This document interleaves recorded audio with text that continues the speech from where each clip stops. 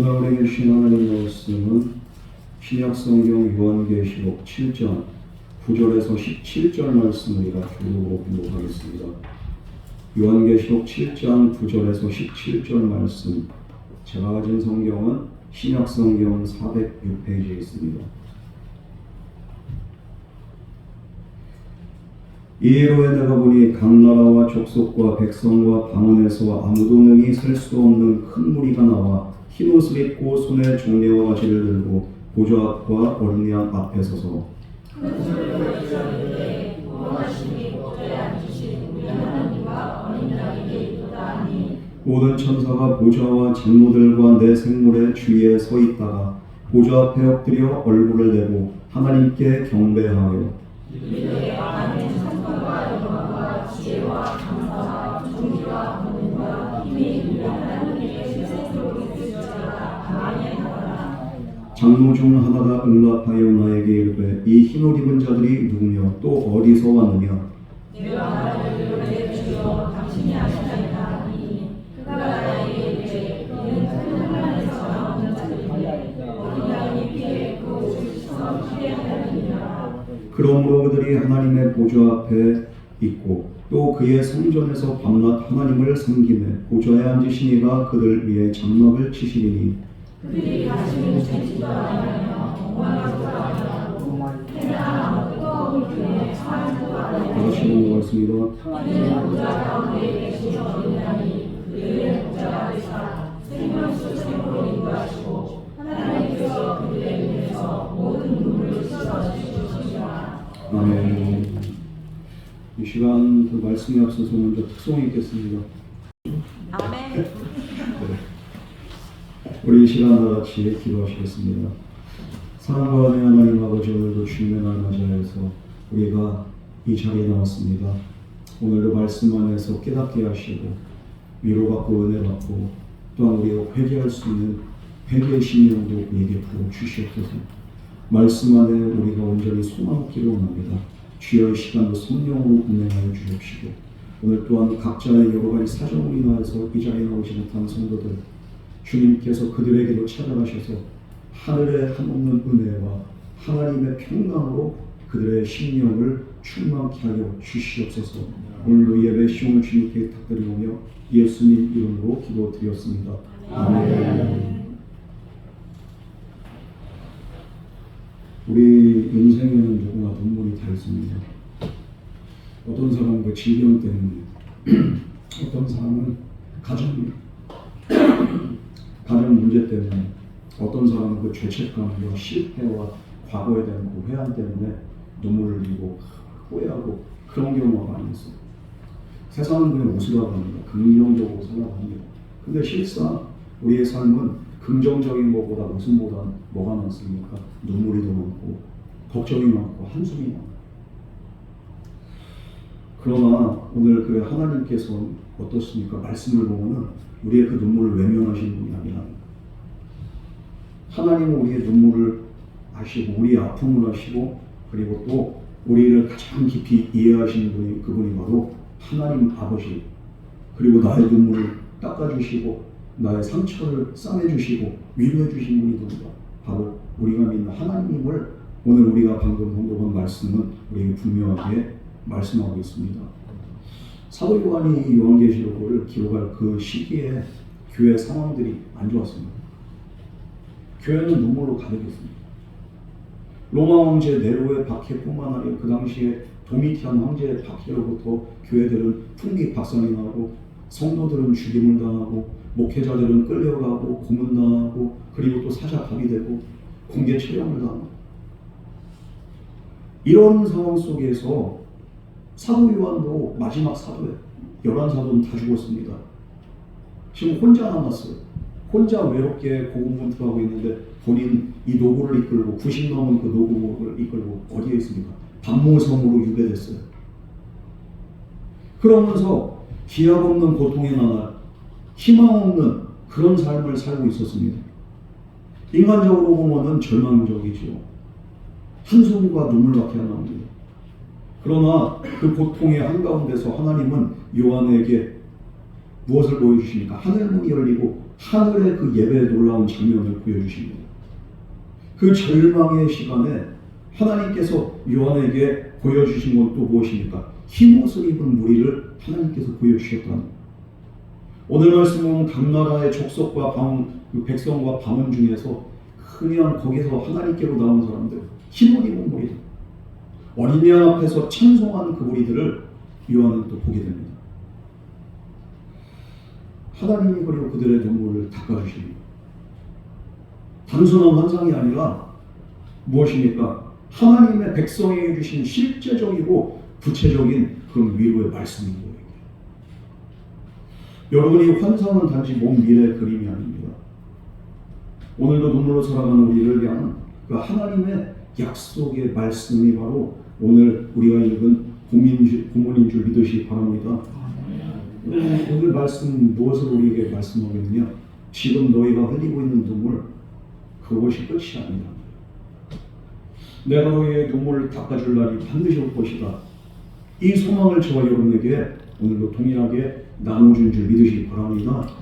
그러므로 이 소망을 붙들면서 오늘 우리 함께 오늘 말씀을 나누도록 하겠습니다. 먼저 9절 말씀 우리 다 같이 봉독하겠습니다. 시작. 이르되 여호와께서 각 나라와 족속과 백성과 방언에서 아무도 이를 세워보는 큰 무리가 나와 흰옷을 입고 손에 종려가 들고 장자와 병마에 서서 이 일 후에 이 14만 4천의 그냥 이렇게 무리를 봤어요. 그런데 이 14만 4천의 그 무리를 보니까 어떻습니까?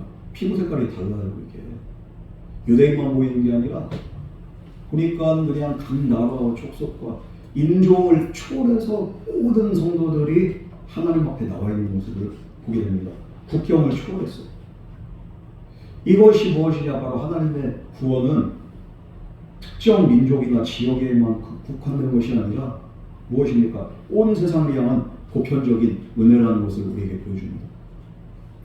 어떤 그 이단 그렇게 하더라고요. 몰몬교나 이런 데는 백인 그 월주의가 있잖아요. 구원은 백인만 합니다. 말도 안 되는 소리 하고 있어요. 백인만 구원 받습니까? 흑인들 같죠. 우리는 그러면 이렇게 구원 못 받는 거예요. 우리는 흑인족인데, 유색인족인데. 오늘 말씀 분명히 말씀하고 있습니다. 누가 됐든지 어떤 나라와 어떤 인종이 됐든지 그 사람 어린 양의 보혈로 씻김 받고 믿음으로 승리한 자들은 능히 살 수 없는 무리 중에 그들 또한 포함이 된다는 겁니다. 여러분, 그래서 우리 교회가 작아 보이고 큰 교회들에 비해서는 우리 옥도교회 작죠. 여기에 성령이 그 임재가 동일하게 임재하는데도 불구하고 우리는 이렇게 위축되어가지고 우리 교회는 그냥 이거밖에 안 돼요. 여러분, 구원 앞에서는 우리 옥도교회가 됐든 큰 교회가 됐든 주님의 보혈을 덧입은 자들은 누가 됐든지 간에 구원의 반열에 서게 될 줄 믿습니다.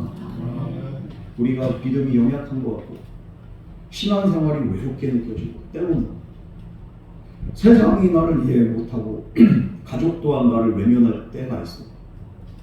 그러나 하나님의 시선으로 볼 때 또 하늘의 그 소망의 시선으로 우리 자신을 바라볼 때 우리는 능히 셀 수 없는 그 무리 중에 우리가 그 한 사람이 되게 될 줄 믿습니다. 이 흰옷은 단순한 의복이 아니에요. 어린 양의 피로 씻김 받은 자들, 그렇게 씻겨지는 자들의 정결을 상징하는 옷이고요.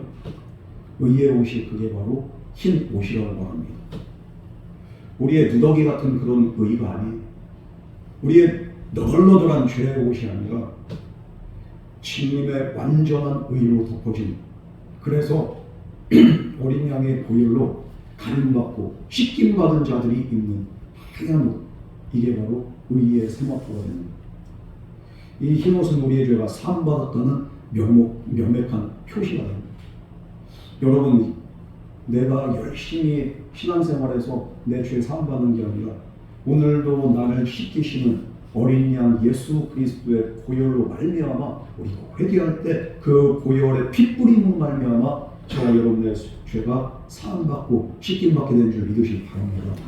과거가 어땠든 간에 지금 현재의 삶에서 내가 예수님 그리스도의 핏뿌림을 받았다면, 내가 죄사함을 받았다면 저와 여러분은 분명한 것은 구원받은 자들의 그 수에 속하게 된 줄 믿으시기 바랍니다. 어제 내 삶이 어땠든지 상관없어. 오늘 내가 핏부림 받은 자들은 의의 세마포를 입는 거예요. 이것은 하나님의 백성을 받아들였다는 그런 확증입니다. 그리고 이들이 이렇게 손에 종려가지 이렇게 들고 있어요. 이것은 무엇입니까? 초막절의 환희처럼 승리와 기쁨을 상징해요. 그리고 또 그 전쟁에서 개선 장군이 들어올 때, 그러면서 개선 행렬이 막 올 때 사람들이 종려가지를 막 흔듭니다. 그러면서 외치는 걸, 환호하는 걸. 이건 승리의 환호가 되는 겁니다.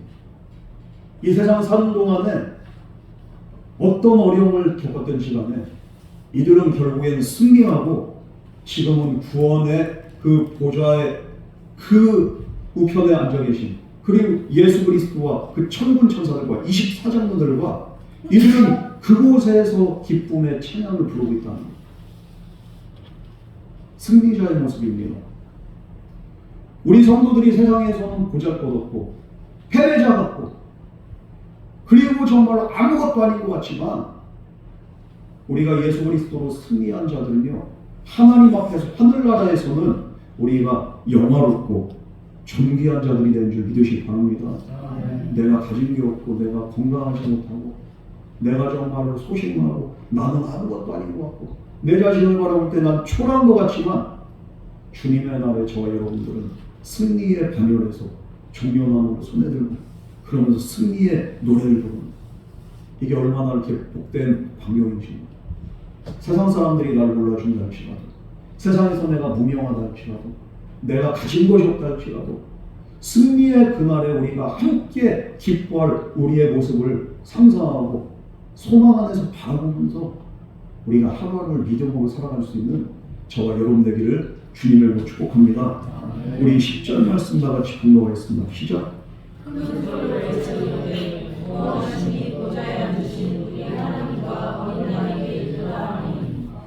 이들이 승리했잖아요. 그래서 이렇게 예배를 드리는 게 광경인데 지금 손에 종려나무를 들고 그러면서 이들은 그러면은 이렇게 승리할 수 있고 구원받을 수 있는 그 이유가 무엇이냐?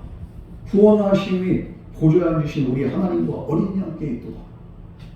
여기서 중요한 포인트가 뭡니까? 구원은, 승리는 내 손에 달려있는 게 아니야. 내 노력에 의해서 구원받는 게 아닙니다.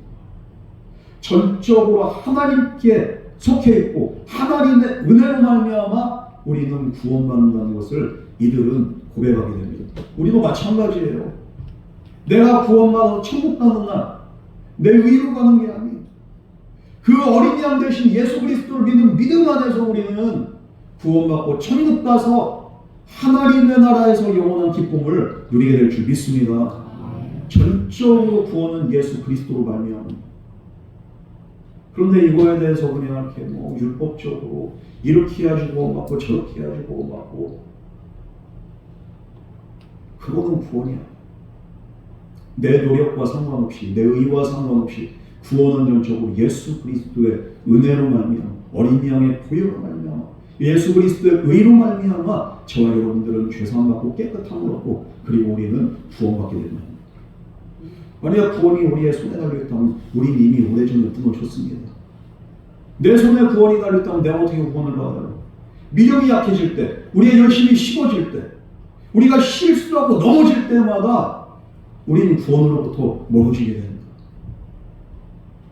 구원을 잃어버립니다. 내 손에 달려있다면. 내 손에 달려있다면 여러분 구원받을 자신 있는 사람 한 사람도 없어요. 우리는 항상 실수하고 항상 죄를 짓기 때문입니다. 그렇기 때문에 구원은 전적으로 예수 그리스도의 은혜로 말미암은 줄 믿으시기 바랍니다. 하나님의 손에 달려있고 주님의 손에 달려있는 거예요. 그렇기 때문에 이 구원은 선물이고 은혜로 주어진 것이고 어떤 자격이나 조건 없이 하나님께 붙어 있는 자들에게 보장된 이 축복이 바로 구원이다. 그 찬양에 하늘 천사와 그 24장로들로 화답을 합니다. 11절에서 12절 말씀 우리 다 같이 공독하겠습니다. 시작.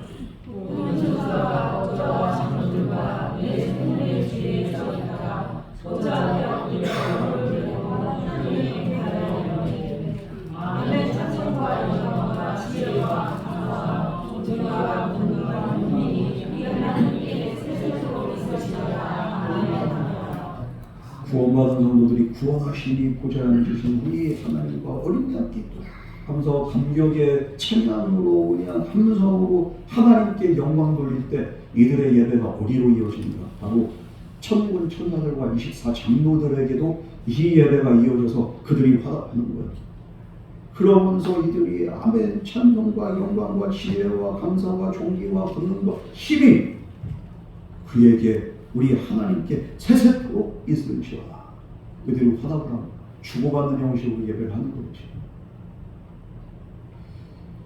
여기에서 이들이 7가지의 그 완전한 찬양들이 있는데 찬송, 영광, 지혜, 감사, 존귀, 권능, 힘, 이것은 그 당시 누구에게 해당된 말입니까? 로마 황제에게 해당되는 최고의 찬사입니다. 그러나 이들은 이 모든 영광이 누구에게? 우리가 지금 예배를 드리는 하나님께 이 모든 영광이 있다. 그들은 이런 고백을 하는 거예요. 그러면서 그들의 고백 속에서 이 24장과 천군천사들의 고백과 그리고 또 구원받은 14만 4천의 성도들의 예배를 통해서 하나님이 영광받아요. 성도가 예배드릴 때 하늘의 존재들도 함께 예배하며 화답한다는 거예요. 여러분, 그래서 오늘 우리의 예배는 그냥 이 땅에서 그냥 우리가 혼자 드리는 게 아니라 어떻습니까? 우리가 드린 작은 찬양 또한 하늘의 천군천사와 24 장로들의 찬양과 연결이 되고 연관이 있는 줄 믿으시기 바랍니다. 우리가 어떻게 예배드리든가 두세 사람이 모이든지 아니면 수천 명이 모이든지 우리가 드리는 예배를 통해서 하늘과 그 예배가 연결된다는 거예요. 여러분, 그러므로 우리는 예배를 결코 가볍게 여겨서는 안 되는 줄 믿으시기 바랍니다. 주일은 생명인 것, 내가 하늘의 예배와 연결되는 그리고 하늘 보좌에 상달되는 그리고 하나님과 연결되는 은혜의 시간, 그게 바로 예배다. 매주 드리는 주일 예배 그냥 한 번쯤 빠져도 되지 그게 아니라 천상의 예배와 이어진 거룩한 순간이기 때문에 우리는 하나님의 백성으로서 우리는 온전한 예배자로 먼저 주님 앞에 나가야 될 줄 믿습니다. 우리 13절에서 14절 말씀 우리 다 같이 읽어보겠습니다. 시작.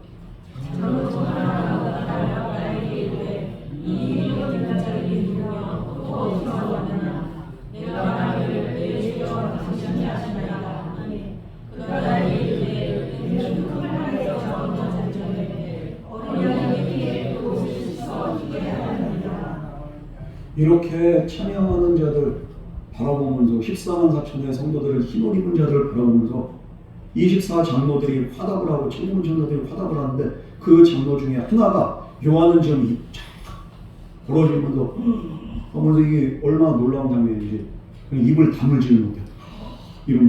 그런데 그 장로 중에 한 명이 요한에게 찾아와서 물어보는 거예요. 이 흰옷 입은 자들이 누구냐? 이 14만 4천의 성도들이 누구냐?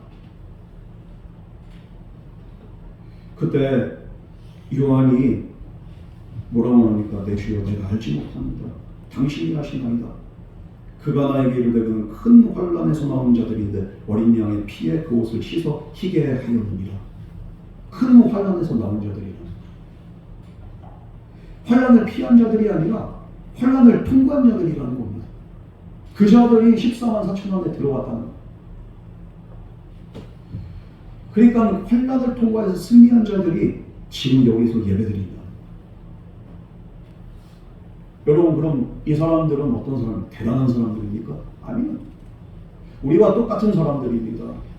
그런데 이들은 어떻게 환란을 통과해서 이 자리에 있는가?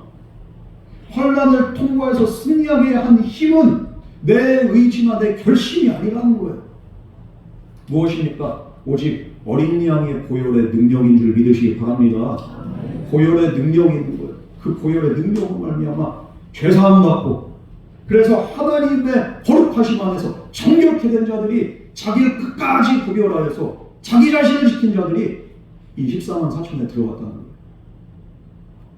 여러분, 그러므로 때로는 이 환난과 고난이 우리에게 안 좋은 것이 아니라 우리의 믿음을 연단하는 그런 은혜의 통로일 뿐만 아니라 우리로 하여금 정말로 내 자신이 더 회개하게 하고 내 자신이 더 거룩하게 하고 내 자신이 더 예수의 보혈을 의지하게 하는 그런 또한 놀라운 경험이 바로 성도의 고난이고 환난인 줄 믿으시기 바랍니다. 이때 그냥 왜 나만 그냥 이런 환난을 겪어서 왜 예수 이런 게 아니라 성도들은 이 와중에도 우리가 묵묵하게 잠잠하게 주여 나의 잘못된 부분들을 생각나게 하시고 내 죄를 용서해 주시고 기억나게 하셔서 온전히 씻김 받기 원합니다. 이 고난을 통해서 내가 겸손해지고 내가 더 낮아지고 내가 더 주님을 닮아가기를 원합니다. 주여 나를 붙잡아 주시옵소서. 믿음으로 기도하면서 주님을 붙잡은 자, 이 고난을 통과한 자들, 고난을 당하면 당할수록 오히려 자신을 회개하고 주님을 붙잡고 그러니까 거룩해질 수밖에 없는 거예요. 여러분 1945년 4월 9일 날 어떤 일이 있었냐면요. 나치 독일의 플로센비르크 수용소의 한 목사가 교수용을 나옵니다. 그 사람이 바로 디트리 보네포 목사입니다. 저희들도 신학교 다닐 때 보네포의 그 신학과 보네포의 그 저서 이거를 이렇게 또 저희들도 이렇게 연구하고 배운 적이 있는데 정말 대단한 목사입니다. 독일의 그 세계적인 신학자라고 할 수 있어요. 아마 돌에 살았다고는 볼트만이나 그냥 이렇게 진짜 퀼리나 이런 분들보다도 더 뛰어난 신학자가 될 수 있는 그런 가능성이 있었음에도 불구하고 독일이 교회가 몰락하고 독일이 망해가고 이걸 가만히 볼 수가 없다. 미친 자에게 운전대를 맡길 수 없다. 이 말이 보네포 목사님이 하신 말인데 히틀러를 보고서 그런 거예요. 교회들이 그냥 침묵합니다. 현 나라의 그 세태에 대해서 침묵하고 가만히 있는 거에 대해서 왜 교회들이 가만히 있냐. 이러면서 고백교회라는 그 단체를 만들고 우리는 오직 하나님만을 섬기고 이 나라의 지도자보다 우리의 영원한 지도자가 되시고 구주가 되시는 오직 예수 그리스도다. 보네포가 이거를 고백했기 때문에 결국에는 잡혀 들어갑니다. 1년 넘는 복고를 치르다가 결국에는 이제는 사형당합니다. 그러나 이 사형을 당하는 순간에도 보네포 목사님은 어떻게 합니까? 그 옥중 생활 중에서도 보네포는 어떻게 합니까? 항상 예배하고 말씀과 기도로 자기 자신을 그냥 다듬는 거예요. 항상 예수 그리스도의 보혈을 의지해서 어떤 순간에도 평정을 잃지 않습니다. 그러면서 죄수들과 함께 예배드리고 마지막 날 전날에 4월 8일 죄수들을 모아놓고서 예배를 인도합니다. 예배를 인도하면서 그들에게 마지막 설교를 하는데 어떤 설교를 하는가? 설교 마지막에 이렇게 말합니다. 이제 나는 사형을 당하지만 이것이 끝이 아니다. 나를 위한 새로운 삶의 시작입니다. 보네포가 이렇게 고백을 하고 그리고서 교수대에 오르게 됩니다. 다음 날. 교수대에 오르기 전에 보네포 목사가 어떻게 합니까? 다 보는 앞에서 아니 죽으러 가는데 이제 교수대에 올라가기 전에 그 자리에서 무릎을 꿇고 기도한 하나님 지금까지도 인도하시며 감사합니다. 끝까지 믿음 잃지 않고 승리하게 하시며 감사드립니다. 그리고서 오늘 이런 모습인 거예요. 보네포가 마지막 설교하고 그리고 이렇게 또 마지막으로 기도하는 장. 당시 사형 집행 현장에 의사가 있습니다. 의사. 왜냐하면 이 사람이 죽었는지 살았는지 이걸 검사를 해야 되거든요. 의사도 그 현장에 있었는데 그 모습을 보고 깜짝 놀랐어요. 그러면서 훗날 증언할 때 뭐라고 합니까? 그처럼 하나님을 신뢰하면서 죽음을 맞은 사람은 본 적이 없었다. 의사가 그렇게 고백합니다. 환난을 피하지 않았습니다. 보네포. 어린 양의 피를 의지해서 끝까지 믿음을 지키고 그리고 지금은 흰 옷 입은 그 무리 가운데 한 일원으로 보네포 목사님은 천국에 있는 줄 믿으시기 바랍니다.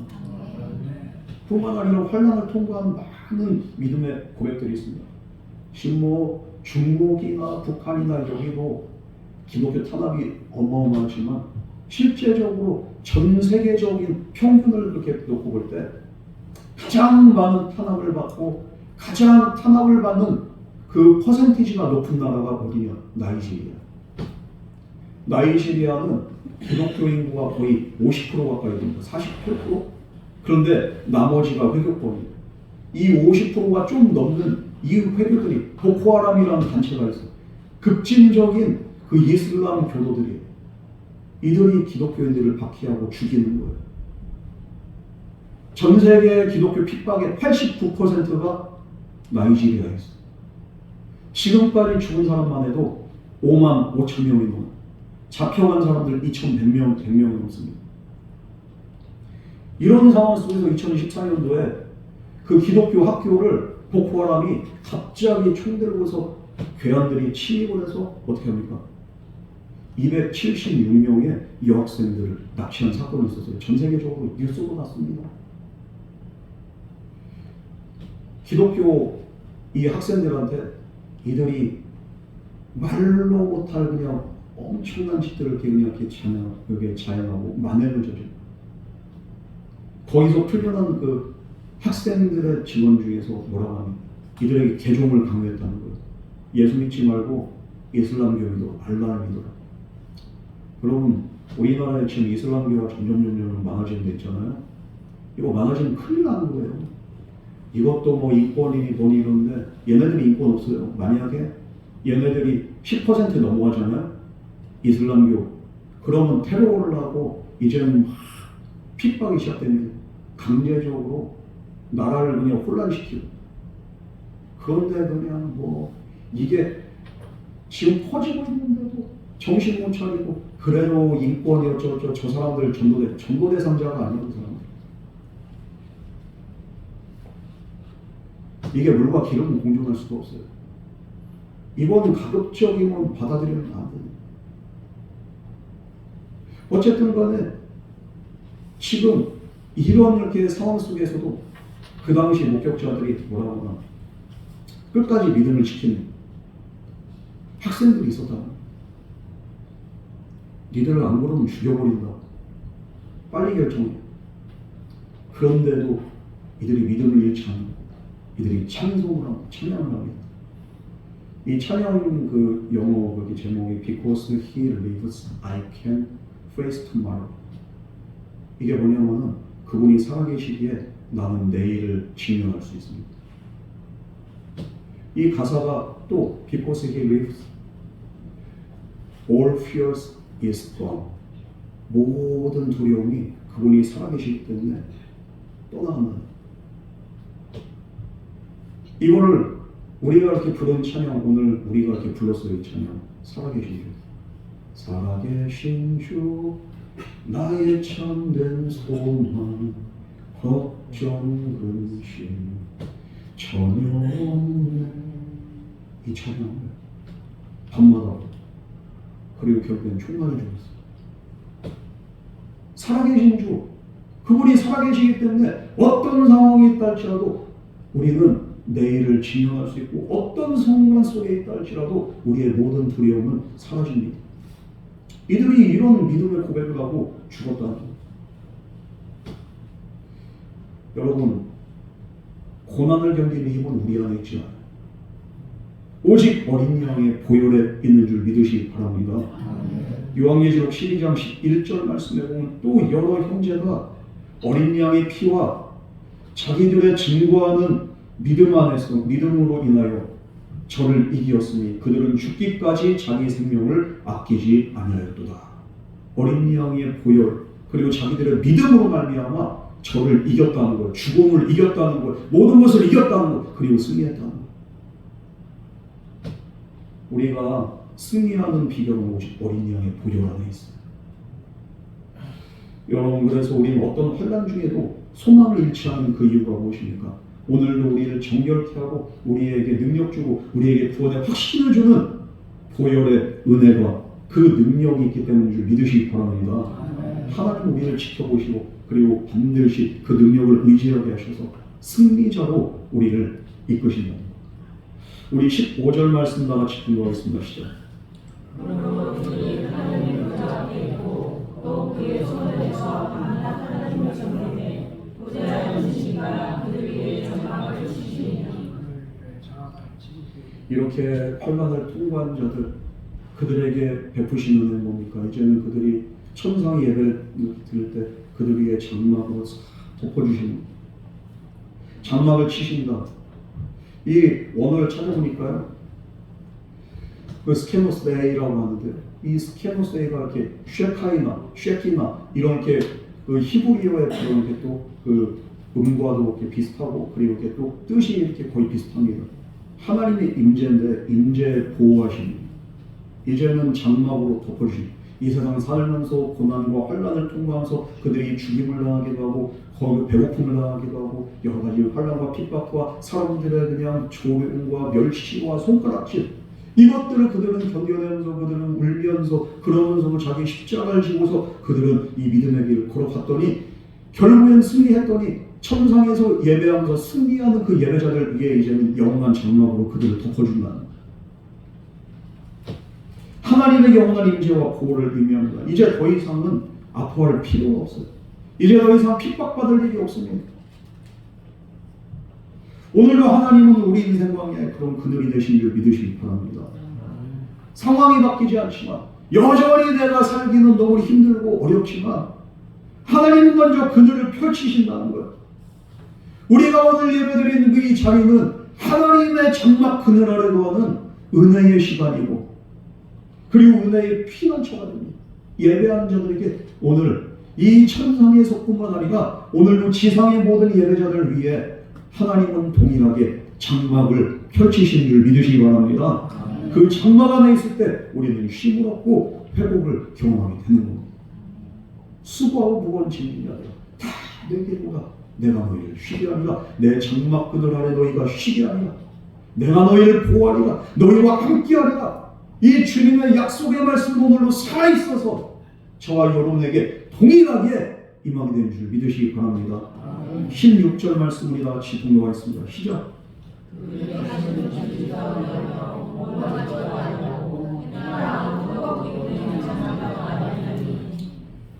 이게 뜨거운 기운이 있고 해가 있고 목마르고 이게 뭡니까? 광야 40년이죠. 해의 기운 때문에 뜨겁고 때로는 먹을 게 없어서 힘들고 물론 만나와 메추라기로 항상 배불리셨지만 그 은혜가 아니면 광야에서 굶어 죽습니다. 광야에서 목마르 죽습니다. 그러나 하나님의 장막 그늘이 탁 덮여질 때 그들에게 더 이상 해의 뜨거움이 없고 목마름이 없고 배고픔이 없다는 거예요. 이제 모든 결핍이 영원히 끝났다는 거예요. 하나님 나라에서는 이 세상의 모든 슬픔도 눈물도 아픔도 괴로움도 배고픔도 이제 모든 것이 다 끝났다는 거예요. 여러분 이게 바로 천국인 줄 믿으시기 바랍니다. 우리가 지금 겪는 배고픔과 고통 잠시 잠깐이라는 거예요. 영원한 하늘나라에선 하나님이 영원한 은혜로 영원한 풍성함으로 우리에게 보상해 주신다는 거예요. 더 이상 아픔도 없고 상처도 없습니다. 다시는 졸이지 않게 하신다고 약속하십니다. 다시는 목마르지 않게 하실 것이라고 주님은 약속하셨습니다. 이것은 단순한 위로가 아니라 하나님의 확실한 약속이고 말씀이에요. 우리가 바라본 미래는 그냥 막연한 상상이 아니에요. 하나님의 말씀의 근거한 확실한 현실이고 반드시 우리가 겪게 되는 확실한 미래가 될 줄 믿습니다. 이게 바로 미래의 소망이고 살아계신 주 because he lives I can face tomorrow. 그렇기 때문에 주님이 살아계시기 때문에 이 장래의 소망을 우리가 직면할 수 있고 내일을 직면할 수 있습니다. 여러분 우리 살아계신 주라는 찬양을 부를 때마다 우리가 미래에 대한 소망을 가지고 그러면서 주님께 감사함으로 믿음으로 나갈 수 있는 저와 여러분에게 주님을 축복합니다. 우리 17절 말씀 마지막으로 공부하겠습니다. 시작. 있는 목자 가운데 계시는 그들의 목자가 되사 생명수 생물이 더하시고 하나님께서 그들의 눈에서 모든 눈물을 씻어주실 것입니다. 우리 십자가에서 죽임당하신 어린 양 되신 예수님이 이제는 그곳에서 이제는 생명수의 샘으로 우리 양들을 인도하신다는 거예요. 이 생명수 샘은 무엇입니까? 요한복음 4장에 나오는 예수님이 사마리아 여인에게 약속하신 배에서 생수의 강이 흘러넘치게 하겠다고 그 생수의 근원을 말씀하셨는데 이것이 성취되는 거예요. 그날에는 이 땅에서 아무리 물을 마셔도 갈증이 납니다. 또 물이 마릅니다. 그러나 하나님이 주신 생명수 샘은 영원히 마르지 않고 솟아나는 생수의 샘이 되는 거예요. 우리 목자 되신 주님은 피곤한 자를 쉬게 하시고 그리고 사망의 음침한 골짜기에서도 두려움 없이 인도하시는 우리의 참된 목자가 되신 줄 믿으시기 바랍니다. 다시는 목마르지 이 세상에서 아무리 내가 무엇을 해도 계속 목이 마르 돈을 벌어도 계속 목이 마릅니다.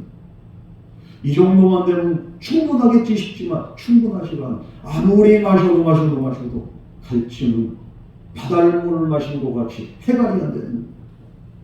그러나 우리가 이 환난의 때를 통과해서 주님 앞에 가서 14만 4천 안에 들어갈 때 그 영광의 자리에 있는 성도들은 영원히 목마르지 않고 영원한 기쁨과 영원한 평강이 충만하게 될 줄 믿습니다. 예수님이 함께 하시기 때문에. 뿐만 아니라 오늘 마지막에 뭐라고 합니까? 그들을 생명수 샘으로 인도하시고 하나님께서 그들의 눈에서 모든 눈물을 씻어 주실 것입니다. 우리 주님이 우리 성도들이 먼저 하늘나라 갈 때 가장 먼저 하신 일이 뭘까요? 다른 것보다도 우리의 눈물을 먼저 닦아주시는 거예요. 이 세상에서의 그냥 우리가 살면서 믿음 지키면서 때로는 우리가 좀 외롭게 때로는 정말로 내 자신이 너무 초라한 것 같고 그런 정말로 내적인 갈등과 외적인 그런 어려움 속에서도 내가 믿음을 지키고 눈물을 흘리면서 십자가 붙잡고 갔던 그 성도들 그들의 눈물을 다 기억하시고 우리 주님이 그 눈물을 한 사람 한 사람 다 닦아주신다. 이 눈물 없는 세상은 없습니다. 이 세상 살면서 우리는 울어야 되고 항상 눈물이 마를 날이 없어. 그러나 분명한 것은 오늘 말씀을 통해서 우리에게 주신 확실한 말씀, 우리의 눈물을 닦아주신다. 헬라어에서 이 눈물을 닦는다는 엑살레이페온이라는 그렇게 이 단어가 있는데 그냥 닦는 게 아니라 뭡니까? 그 흔적까지 지우다 이런 뜻이거든요. 눈물의 흔적을 지워 마지막 눈물이 되도록 눈물을 다 지워주시고 없애주신다. 이 상처의 원인까지 치유하신 분이 우리 하나님인 줄 믿으시기 바랍니다. 이 말씀은 그냥 단순한 추상적인 비유가 이 말씀을 붙잡고 오늘도 믿음으로 살아가는 저와 여러분의 삶 가운데 우리의 여러 가지 형태의 눈물을 주님은 이 세상 사는 동안에도 닦아주시는 줄 믿으시기 바랍니다. 이 실제적인 이렇게 그 사례가 누구입니까? 호레이시오 스태포드라는 그런 사람이 있어요. 이 사람은 미국의 변호사였습니다. 잘 나왔어요. 시카고에서 돈도 많이 벌고 그래서 성공한 이렇게 그 변호사였는데 1871년 그 시카고의 대화재 때 자기의 그 막대한 재산이 불과 함께 날아갔어요. 같은 해에 4살 된 그 아들이 하늘 날아갔어요. 아이가 4살밖에 안 됐는데 그 아이가 죽었어요. 화재에 아들이 또 죽게 되고 그 집안 분위기가 어떻겠습니까? 완전히 초상집 분위기예요. 이 사람이 스태포드인데요. 그래서 휴식이 필요하다고 생각하고 1873년도에 어떻게 합니까? 아내와 4딸 먼저 영국으로 보냅니다. 거기서 우리가 여행도 하면서 우리가 충전도 하면서 그러면서 다시 한번 우리가 가족이 으쌰으쌰하자. 그런데 자기가 처리해야 될 일이 있으니까 먼저 가족을 보내는 거예요. 그런데 11월 22일 날 때 어떤 일이 나요? 그일탄 그 빌레디 아브로라는 그 배가 있습니다.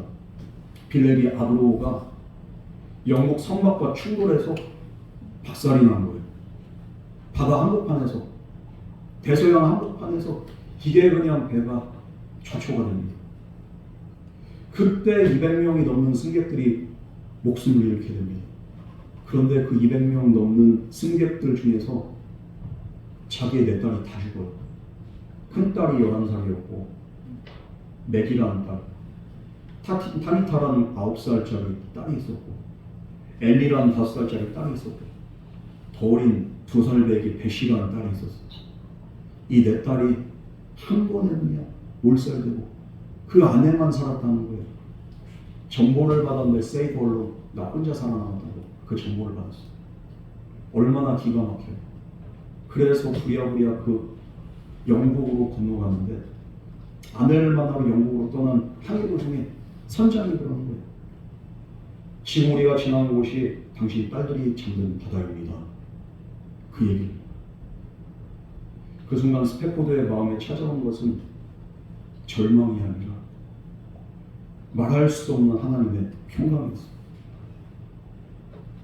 그가 느낀 평안은 왜 그런 평안이 있는가? 다른 이런 슬픔보다도 더 큰 하나님의 약속에서 나오는 확신이 있었기 때문에. 어떤 확신이? 죽음이 끝이 아니라 부활이 있고 천국에서 다시 만날 소망이 있다. 이런 확신이 그 안에 딱 들어오긴 이후부터 어떻게 됩니까? 그 믿음이 그 순간 그의 영혼을 붙잡는 거예요.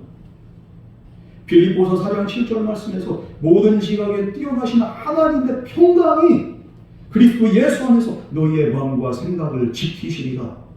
이 말씀대로 정말로 그의 심령을 하나님의 평강이 덮어버리는 것.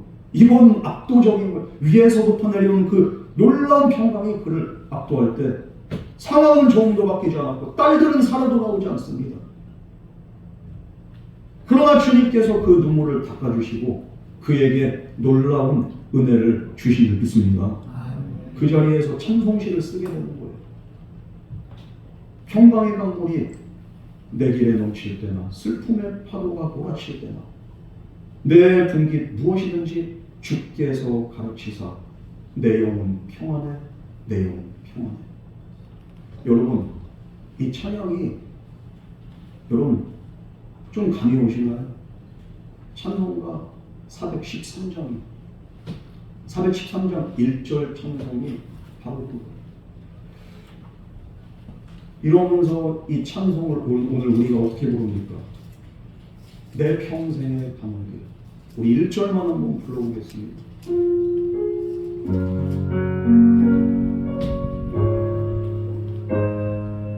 여긴 없어요. 내 평생의 가는 길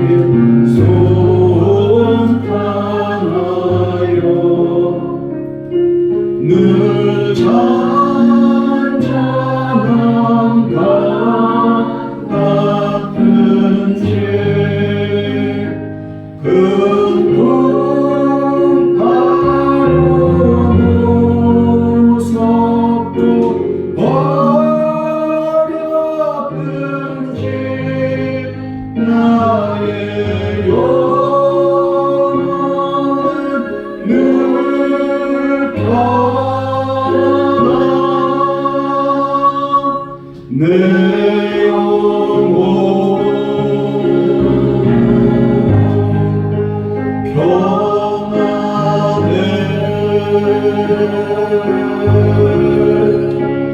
내 영혼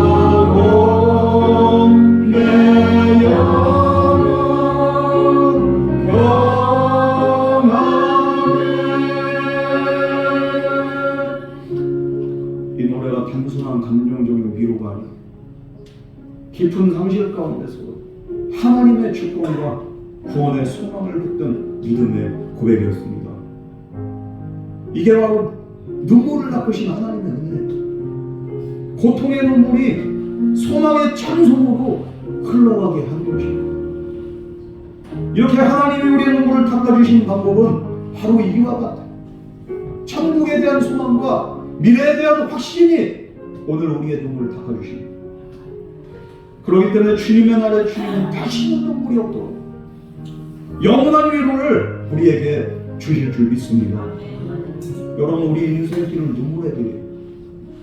그러나 그 눈물은 헛되지 않습니다. 하나님께서 그 눈물을 기억하시고 언젠가 친히 닦아주실 날이 반드시 오게 됩니다. 흰옷 입은 자들은 어떤 자들입니까? 이 환난과 고난을 통과한 자들. 그들은 더 이상 눈물이 없어요. 왜? 주님이 닦아주시니까. 어린 양이 그들의 목자가 되시고 하나님이 친히 그들의 눈물을 닦아주신다는 그 소망이 있기 때문에 오늘도 그 말씀 붙잡고 우리가 이 믿음의 길을 갈 수 있는 거예요. 한 권사님이 임종을 앞두고 자기를 보고 울고 있는 그 자녀들을 향해서 눈물을 흘리면서 그들을 바라보면서 이렇게 말씀합니다. 얘들아, 이제 울지 마. 오늘 지금 내가 흘린 눈물은 이제는 내 인생의 마지막 눈물이 될 것이다. 이제 주님이 나를 안아주신다. 권사님이 이 고백을 하고 주님 품에 안겼습니다. 여러분, 우리에게 이런 소망이 있어요. 오늘 우리의 눈물이 헛되지 않는 이유도 바로 이 소망 때문입니다. 우리의 고난은 장차 나타날 영광과 비교할 수 없고 우리의 눈물은 하늘에서 반드시 닦여질 줄 믿습니다. 성도는 미래의 소망을 가지고 현재를 살아가는 존재예요. 오늘의 눈물이 내일의 찬송이 될 수 있도록 우리에게 힘 주시고 은혜 주시고 믿음 주시고 우리의 마지막 눈물까지 닦아주신 그 주님이 계시기 때문에 우리는 그 주님을 날마다 바라보며 끝까지 믿음의 길을 걸어가는 겁니다. 여러분, 우리의 눈물을 씻어주실 그 주님 바라보면서 믿음으로 승리할 수 있는 저와 여러분 되기를 주님으로 축복합니다. 오늘 이 시간 함께 이제 이렇게 부를 찬양이 주님 다시 오실 때까지 우리 찬양하고 있습니다. 이 땅에서 때로는 우리가 눈물을 흘리고 때로는 넘어집니다. 우리는 언제나 그러나 소망이 있어. 다시 오실 주님이 있기 때문에 주님이 우리의 눈물을 닦아주실 그날이 있습니다. 그날은 우리의 기쁨이 충만하게 될 줄 믿습니다. 이 믿음으로 우리가 주님 앞에 찬양하고 고백을 하도록 하겠습니다.